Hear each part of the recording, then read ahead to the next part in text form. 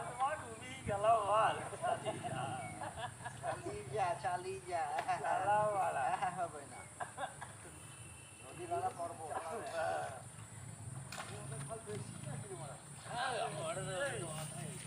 अब এখানে খাবার জায়গা পানি বানাচ্ছি তো আরে পানি বাঁচি তাহলে কি